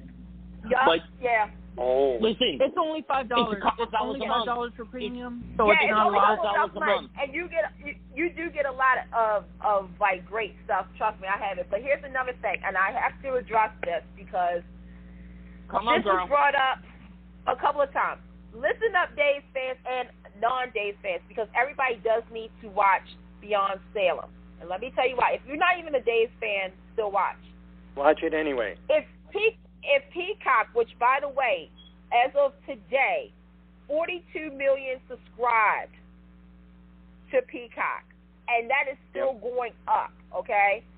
Oh, girl, I got something even better. Go ahead, girl, because I got one better for you. Go, girl, go. If you are a fan of Passions, listen up, because the circulation going right now is whatever happens with Beyond Salem, if the numbers are good, they will be in talks with releasing Passions on their library, which could lead to a Passions reboot. Passions. Okay, well, girl, I got one better for you. You know who else they're in talks with? Procter and Gamble. Yep. Proctor and Gamble. If Beyond Salem works out, we could see, As the World Turns, Guiding Light, we could see some continuation of some of the soaps that we so desperately miss. And let me backtrack. This is going to be the second time because if you guys haven't, you talked about other content. I want to give a shout out to SoapNet because they did do that with General Hospital with Night Shift. Shout out to Room 8, which was CBS. So CBS and but currently they should be doing something like this. When Prospect Park, you guys remember this, and yes, we will go on to General Hospital in a minute. Prospect Park was kind of the beacon. Like Procter & Gamble was looking to see how the transition of soaps to online was going to go. Procter & Gamble was to release some of their shows, not Guiding Light and As the World Turns, because that's the money makers, right?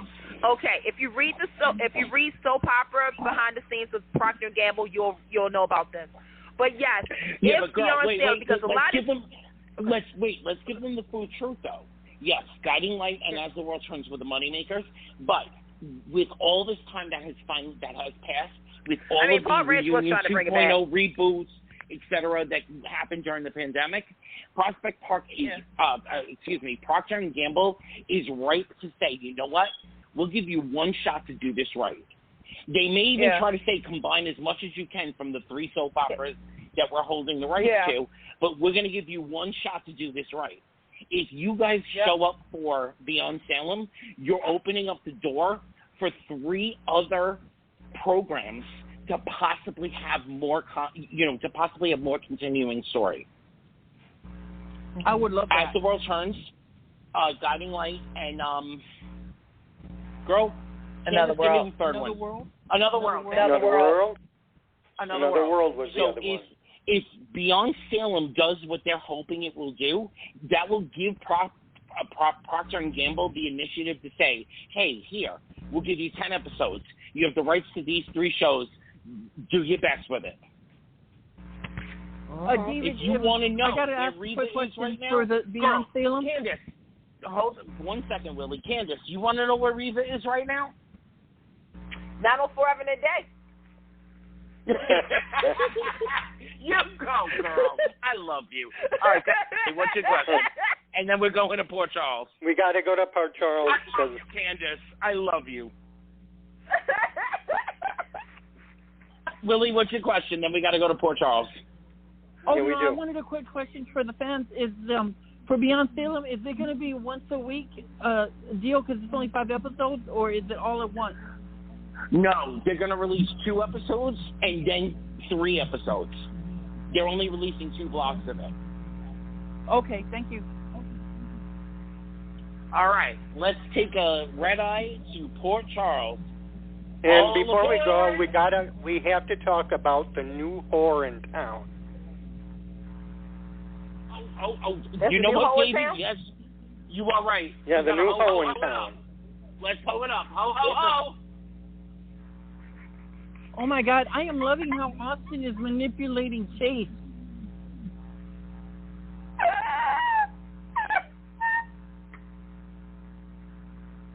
Oh, my God. Yeah, he's a little crafty. I love it. Candice, wait.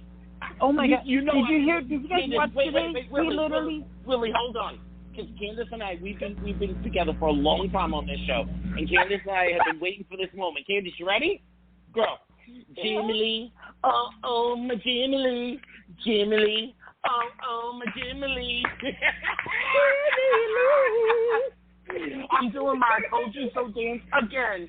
Candice, did we not call it? With precision. We called it. With precision. Oh, we got that. We nail on the head. Jimmy Lee, oh, my Jimmy Lee.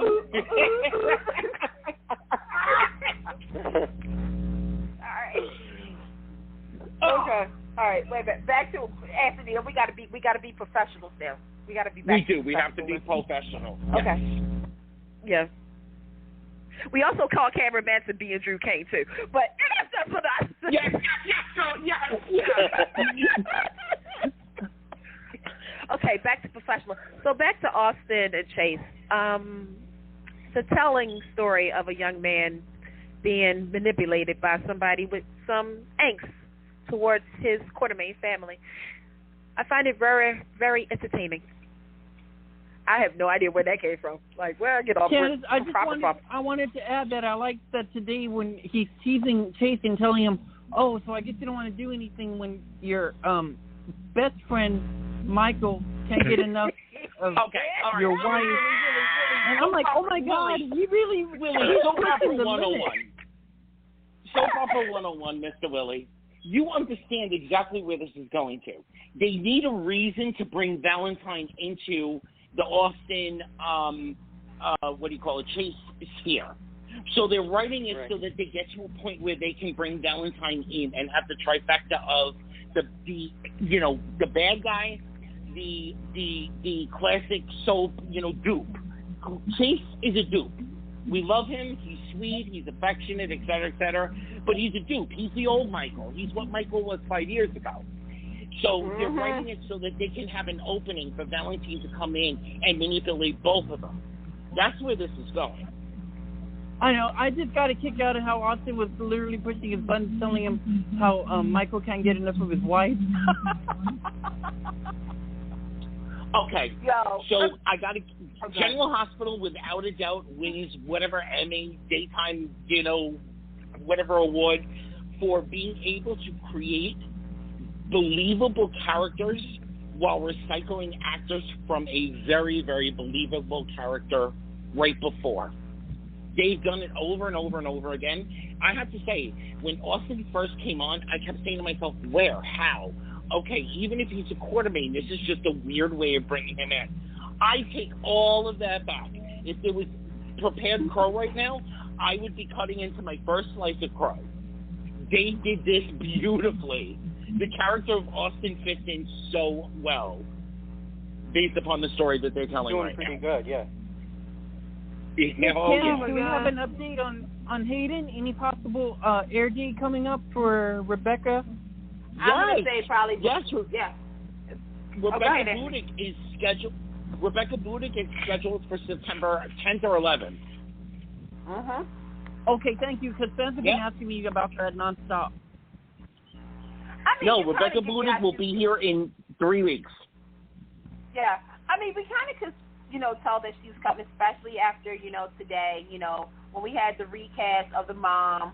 And this is how you do it. Hayden's mom, who was it, Sam and, who was it? Yeah. Sean. Went, and she kept saying her daughter's middle name wrong. You knew something was up, and of course it plays all into. Because I didn't know. Because in case you missed the news, that was kind of What was that about, out. Candice? It got a little confused for me when that happened.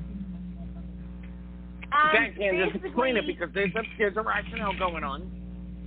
Okay, so let me kind of backtrack, because this is why I'm saying this is all playing out. Very, very interesting. As we all know, next week Drew Kane comes back, right? Y'all know this, right? Okay. And y'all know that somebody ain't dead, even though he was in the freezer. I still want to know how they cleaned the blood.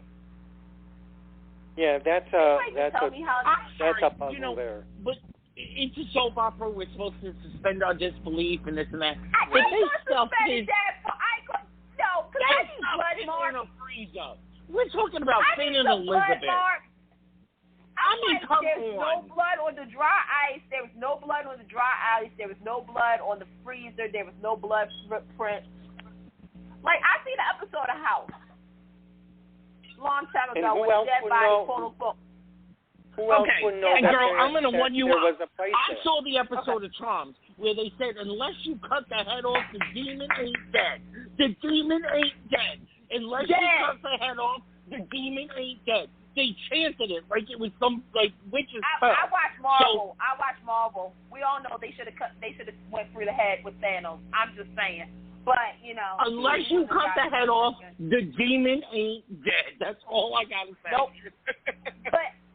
But the thing is that with Hayden, okay, so basically what it was is that the mom is trying to, how can I say this? Anthony, what's the word I'm looking for?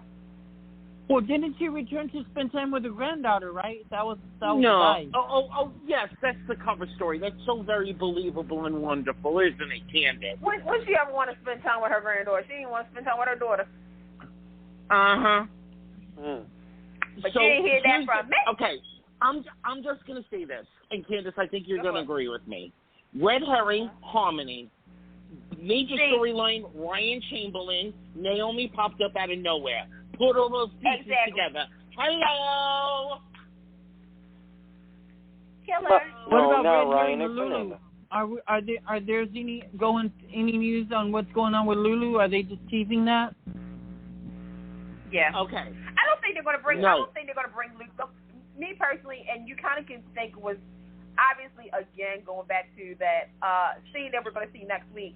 You know they're going because pretty much Lord kind of gave Dante blessing to go and move forward. Even though Lulu and Dante weren't together, it was still that whole, okay, I need, as the mother of, your ex-wife and whatnot, I can't have you, like, feeling like you have to stay in a certain spot while my daughter's mental stability is not improving. So, they're going to go forward with Dante and Sam. All right, so, girlfriend, I respect your opinion. Here's mine. Love you, too.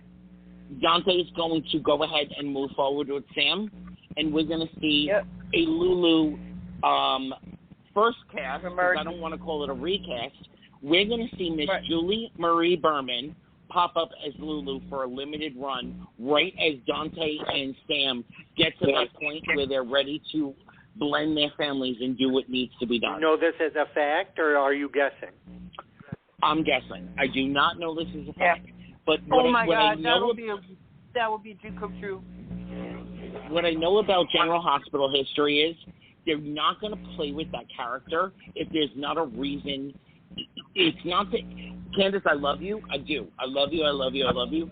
But there was no reason to play it the way that they played it unless they have a plan for Lulu to come in and foil somehow.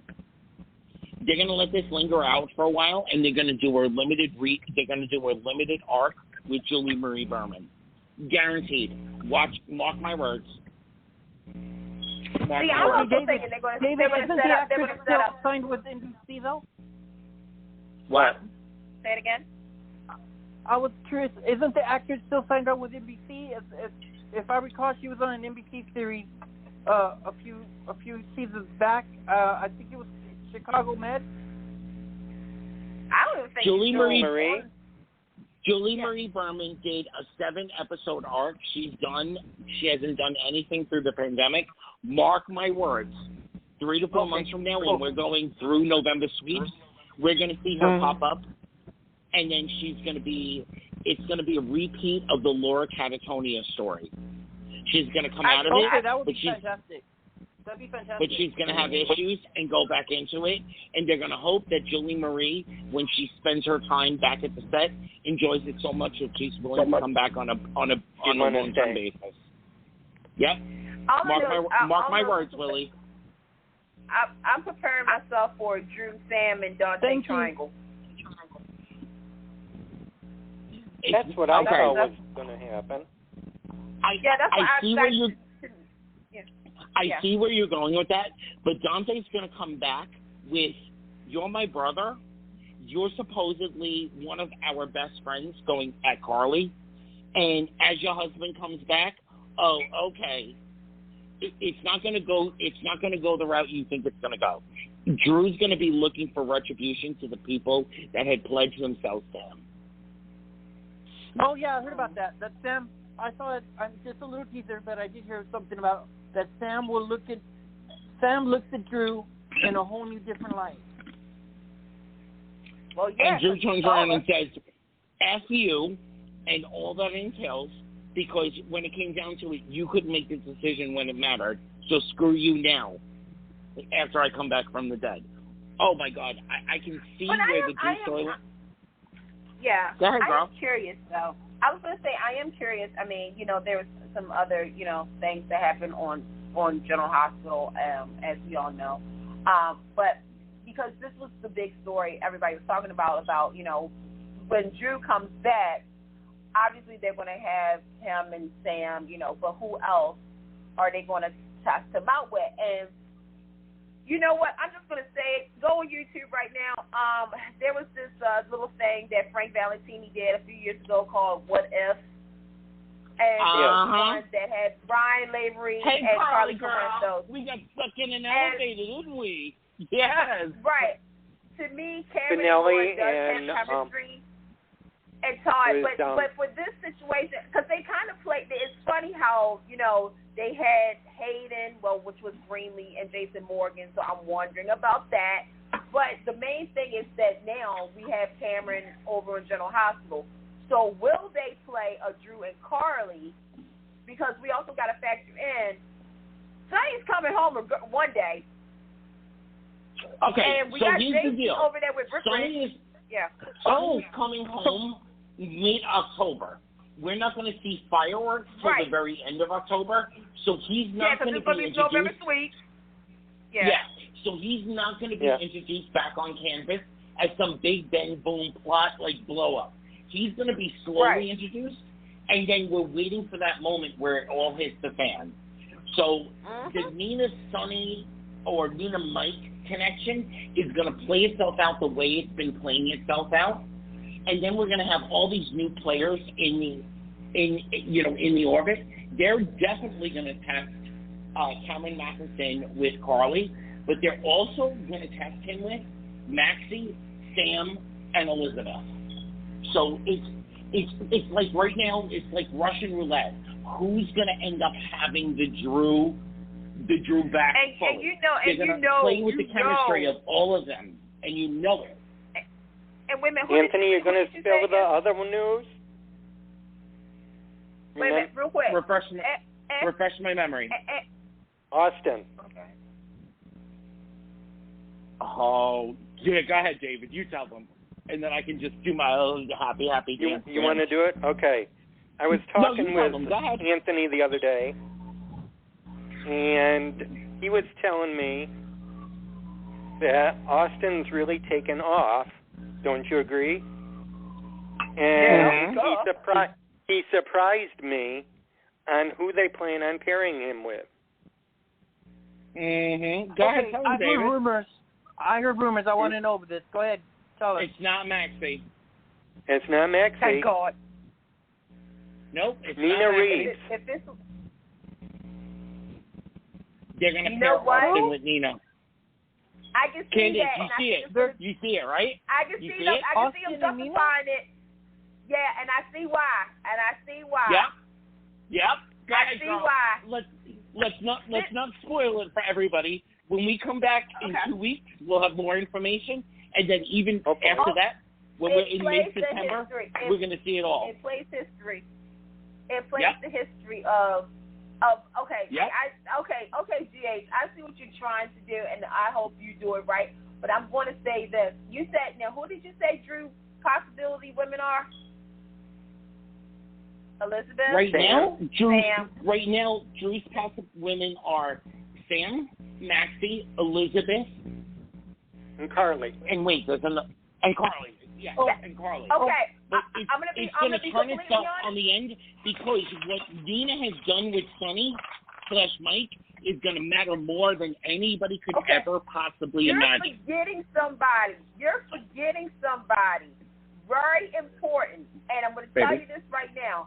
If I was the executive producer, if I was the executive producer of General Hospital, if I was the writer, and knowing how the fans will act, I will go for it.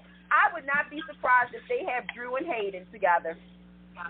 They're not going to do Drew and Hayden. I'm telling you point blank, it's going to end up being Drew and Nina. I know they're not.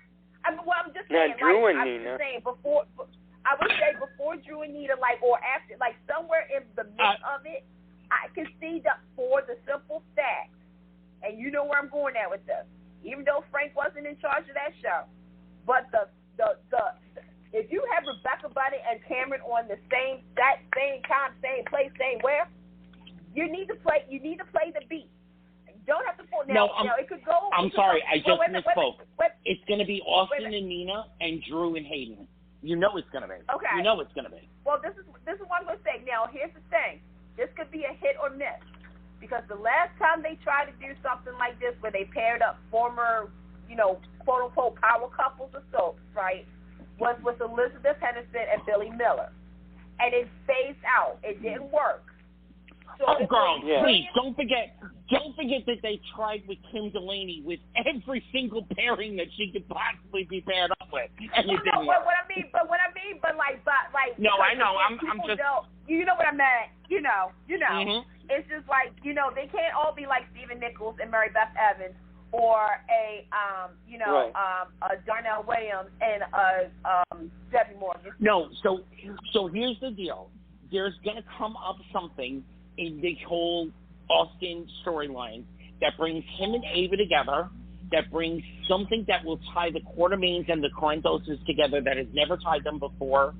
And in the fallout of Sonny, Jason, Carly, et cetera, Nina's going to need an anchor to hang on to, and she's going to grasp onto Austin.